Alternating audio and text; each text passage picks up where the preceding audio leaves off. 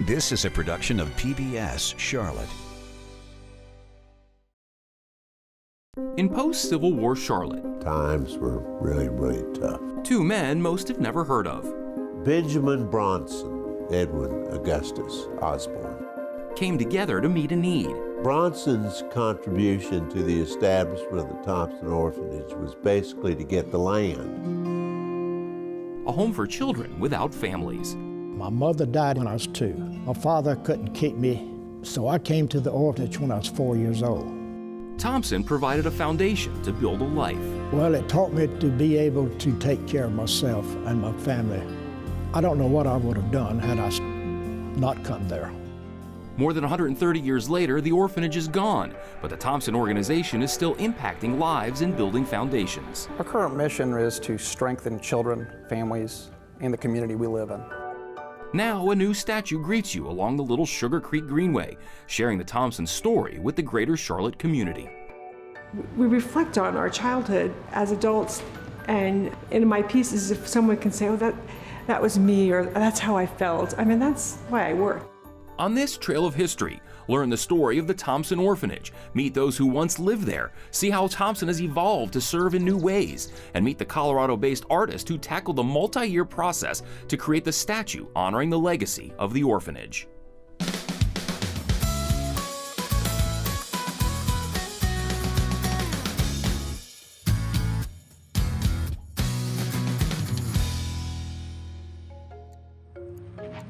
On any given day, thousands pass by Thompson Park. It's a small, unassuming green space just outside the bustling economic center of Charlotte. The park is home to the historic St. Mary's Chapel and the Mecklenburg County Vietnam Veterans Memorial, but what many don't know is the history of this land.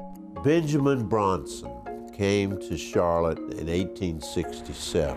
Bronson's reason for moving to Charlotte? To lead St. Peter's Episcopal Church. But when he arrived, he saw a need for a school. You have to understand that when he came to Charlotte in 1867, there were no public schools. They didn't exist. So he went looking for a benefactor. And he had met a man there named Lewis Thompson, who was a very wealthy cotton farmer. Well, unfortunately, he died, but his widow knew Bronson. And so Bronson went to her for the money to be able to establish a school, and she gave him the money, and he bought the land along Little Sugar Creek. The school opened in 1867, but Bronson was a dreamer. He was not a very good administrator. He wasn't a careful man in that respect. And so the school did not succeed. It closed in 1873, but the building, of course, was still there. Bronson's contribution to the establishment of the Thompson Orphanage was basically to get the land, which was originally used for a school. Well, then we come to the man who was really responsible for establishing the orphanage. His name was Edwin Augustus Osborne. He became a lawyer and became clerk of court in Mecklenburg County. And part of his responsibility was to deal with children, particularly with destitute children. He saw so many children had lost their fathers in the war. So many of the fathers were now totally destitute. I mean, people were just wretchedly poor. And there were all these children literally going up and down Trade and Trine Street begging. And Osborne said, what in the world are we going to do with these children? With the original school closed, Osborne, who was a member at St. Peter's, went to Bronson. And Osborne said he wanted to take that school building that was unused, that Bronson had built, and turn it into an orphanage. Thompson Orphanage was founded in 1886, and Osborne, now a priest in the Episcopal Church, was named the orphanage's first superintendent.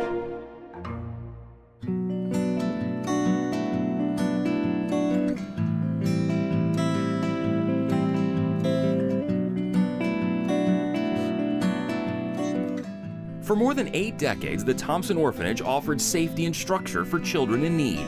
You know, in terms of what it meant for Charlotte, it was a major institution. But you know, human beings are capable of great evil and great good.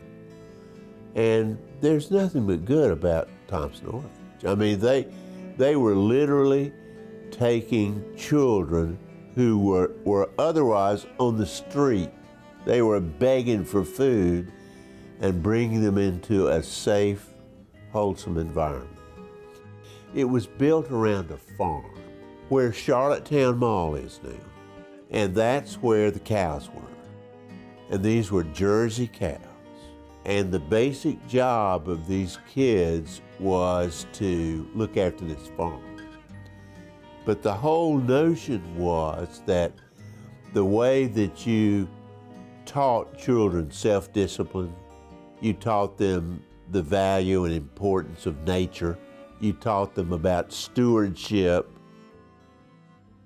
Thompson alumni Davis Poole, Lupie Duran, and Stella Henson all have stories of their time at Thompson. Thompson had a very good reputation at that time. The children, you know, they had good reputations.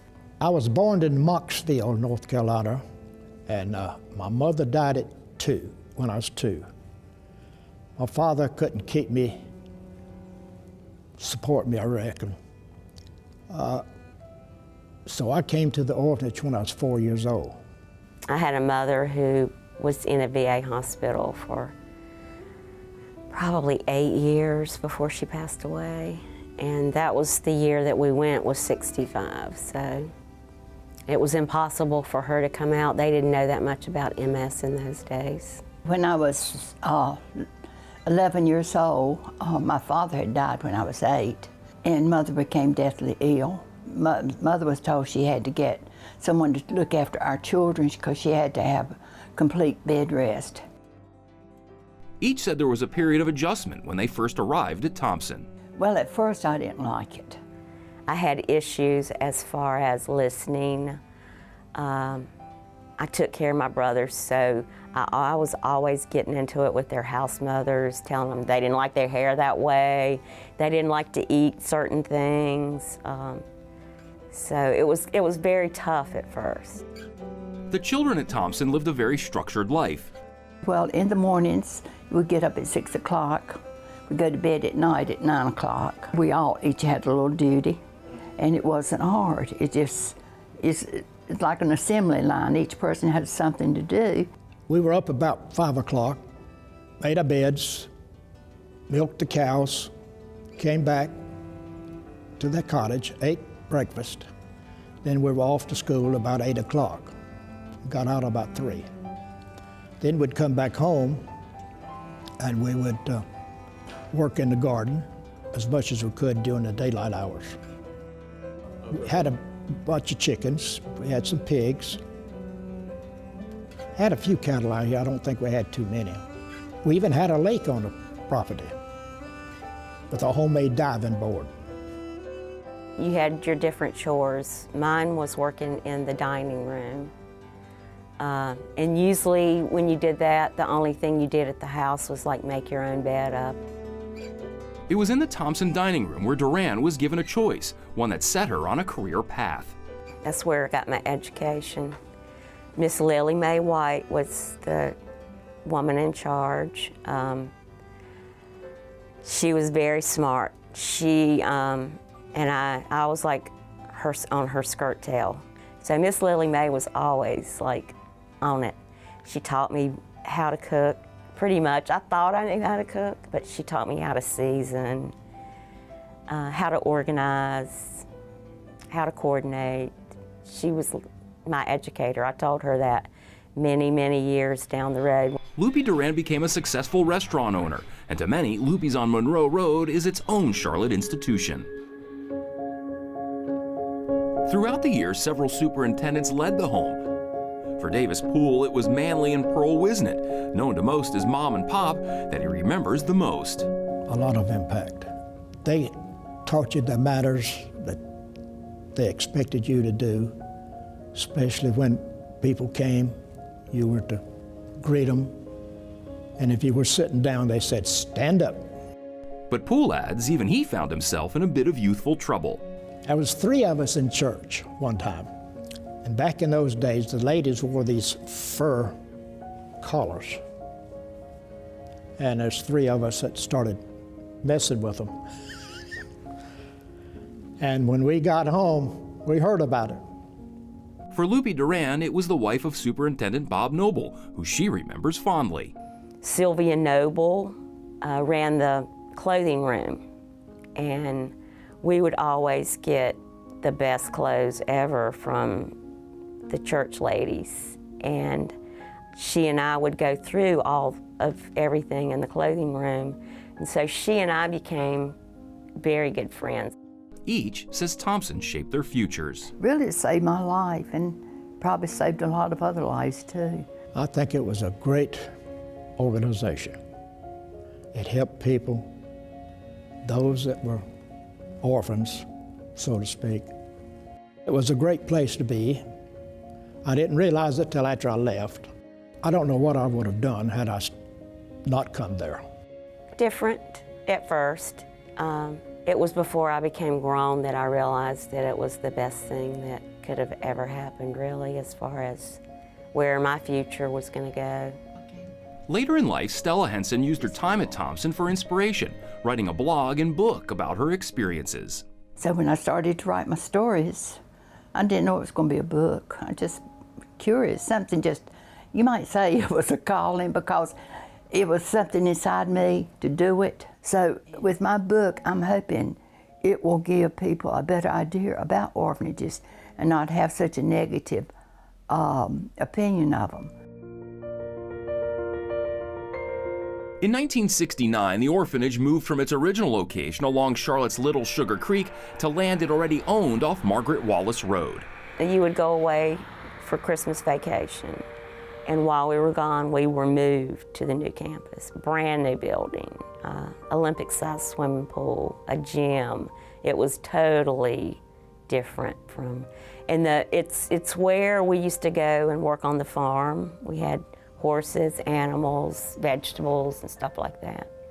But it was the beginning of the end for Thompson's traditional orphanage model. It was replaced by the foster care system, the whole foster care program, which there is no silver bullet.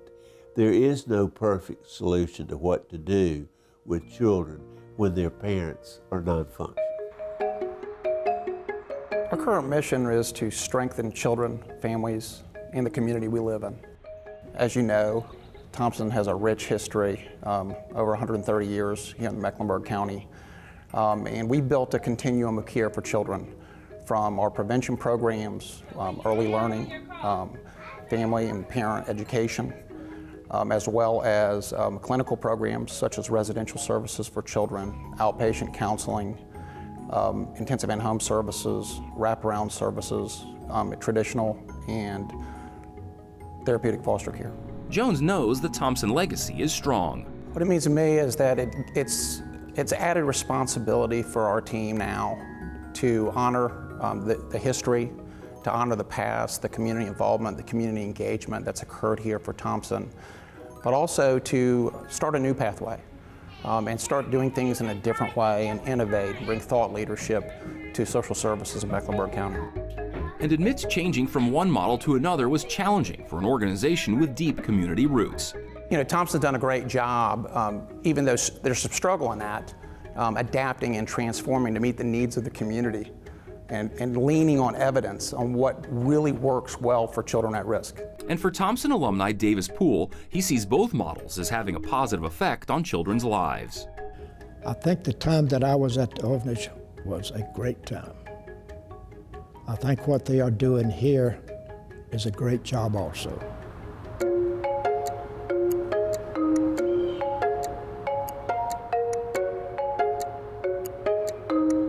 In Loveland, Colorado, just about 40 miles north of Denver, you'll find artist Jane DeDecker's studio. It's here she spends months, sometimes years, working to bring a new bronze statue into the world. My mother was artistic, and so she encouraged us as kids to be creative. I didn't study sculpture per se at first. I went to a tapestry workshop in France. After that, I came back as a broke college student, and there was a sculptor looking for an apprentice in his studio, and I haven't looked back.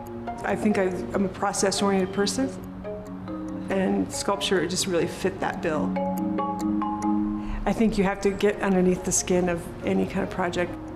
In 2017, she was hard at work, putting the finishing touches on the clay that would eventually become the bronze Thompson statue. It's about 90% maybe finished, so I've got a lot of little fun details. I mean, this is kind of the fun part when you're doing the toes and really trying to set that stage for that dialogue. I mean, all the kind of hard part is done. Now it's just sort of like the icing of the cake, where you just try to really make the sculpture sing, and and so this is a really fun part. When I knew the project was about the orphanage and about kids, it was just like, yeah, sign me up. I want to do it for sure. I just kind of tried to understand what Thompson Orphanage was about. In the piece, I feel like a big part of mentorship is listening, really trying to set that dialogue. So I want to make sure that the superintendent is listening, and that maybe that the younger girl is sort of, and so she's kind of chatting, and I want him listening.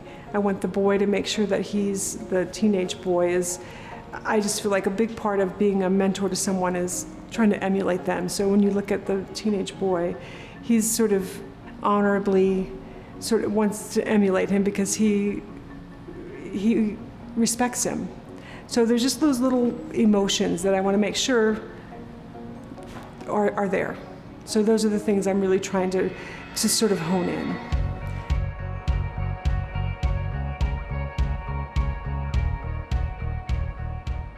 To get to this stage, DeDecker first had to start with research. These are some of my reference photos, some of the things that I feel like really inspired me. They're just little pieces of history that are woven into the sculpture. Next step, crafting a small-scale version of her vision. The maquette is your homework. It's everything put together, and it's your blueprint for the large piece. At that point, getting the dimensions and the proportions, all that homework was done in the maquette, so that when I go to the enlargement, especially doing something 125%, those aren't normal numbers. When you've got sculpting a life-size figure, it's pretty easy because you're just right there. So when you're doing those enlargements, you just want to make sure you've got everything, proportioned.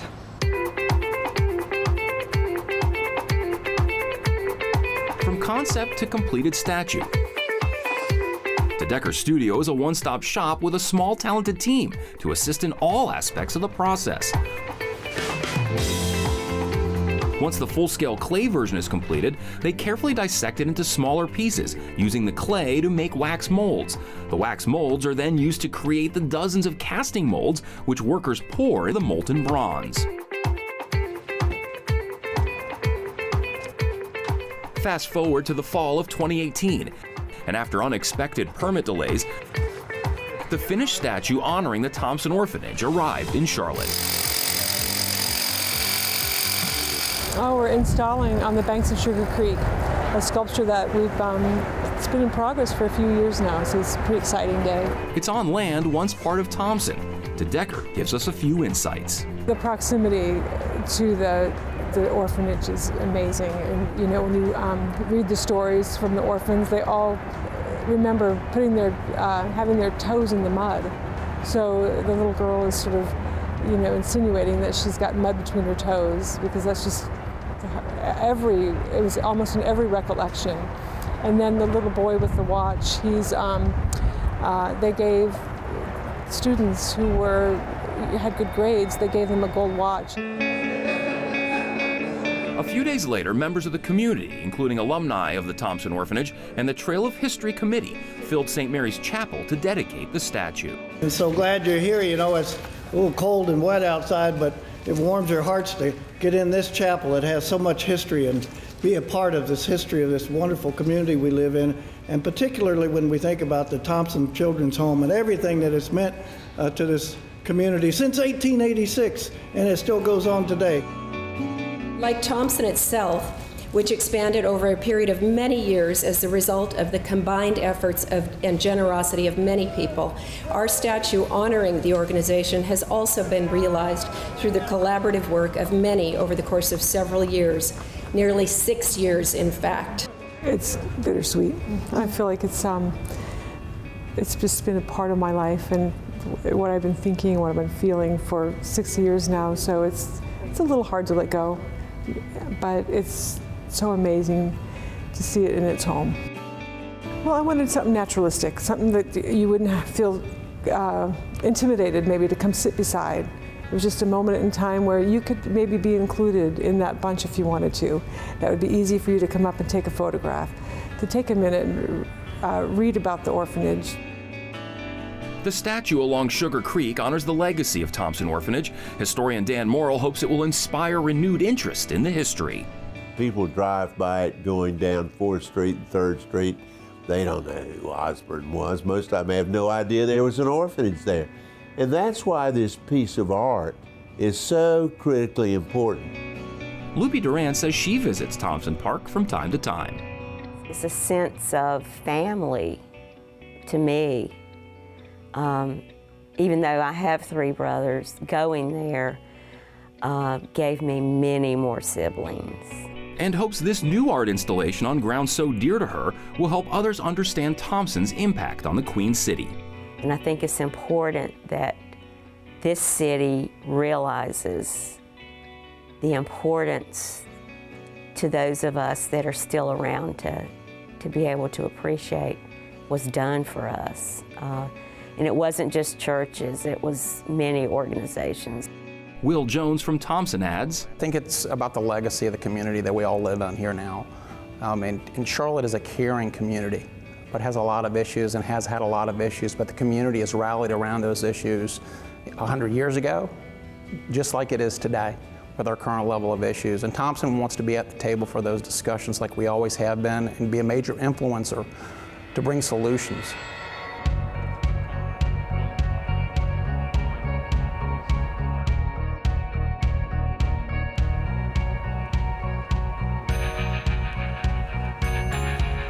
the legacy of the Thompson Orphanage runs deep throughout the Charlotte region. From its inception to the day it closed its doors, children from around North Carolina in need of a home often found one at Thompson.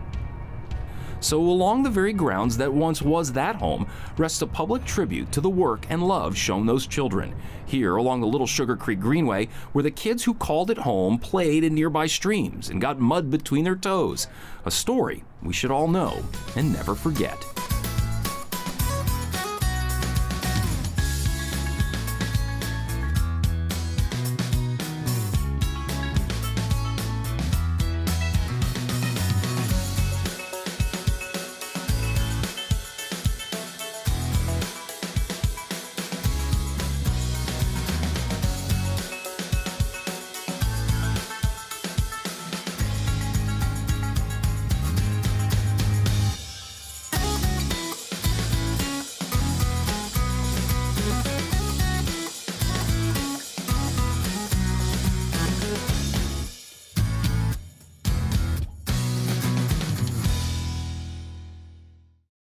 A production of PBS Charlotte.